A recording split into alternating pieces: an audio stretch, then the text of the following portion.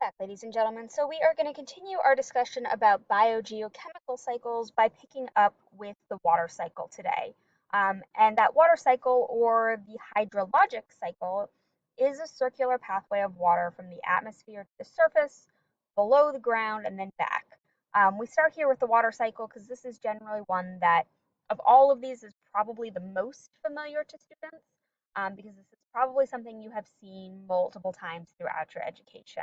So when we're looking at water, remember hydrogen and oxygen combined into that form of H2O, we've got some major processes that are going to help to cycle that water through our ecosystems.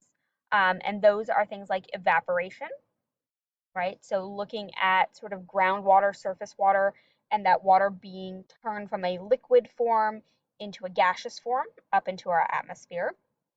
Transpiration, which is also a very similar idea, but here instead this is evaporation specifically off of plant material. So when those plants are going through their respiration processes, their photosynthetic processes, water is definitely involved, and water can come off as a byproduct of those processes. Well, the plants can only store and use so much, and so there will be some evaporation that happens through tiny pores in their leaves or in blades of grass, for example. And so transpiration is the movement of those sort of water droplets that may gather just at the surface of that plant. And as that moves into a gaseous form into the atmosphere, that's this idea of transpiration. Water vapor then hangs out in the atmosphere until atmospheric conditions allow for things like condensation, cloud formation, right? A lot of those clouds are water droplets that have all condensed. We condense enough moisture into those clouds that they get so sort of saturated that they can no longer hold on to that moisture. And that's where we then get that precipitation.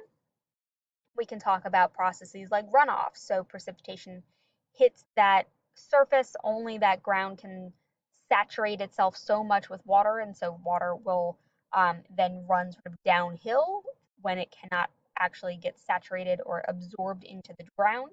And some of it will get, in fact, absorbed into the ground, and then we can talk about things like groundwater as well. And just like we can have running water at the surface, groundwater also is capable of running underground, whether quickly or slowly. And so that will also move into some more of those major bodies of water, rivers, streams, ponds, lakes, the ocean eventually. Living organisms are certainly part of the water cycle as well. We talked about the transpiration there in terms of plants using that water and giving it back to the atmosphere. But if you remember your biochemistry, no living thing can function without water present. All of the chemical reactions that are going on in our bodies are absolutely dependent on the presence of oxygen to help us break bonds and gets released as byproducts as bonds get broken down as well. So we look at just another illustration of what this looks like.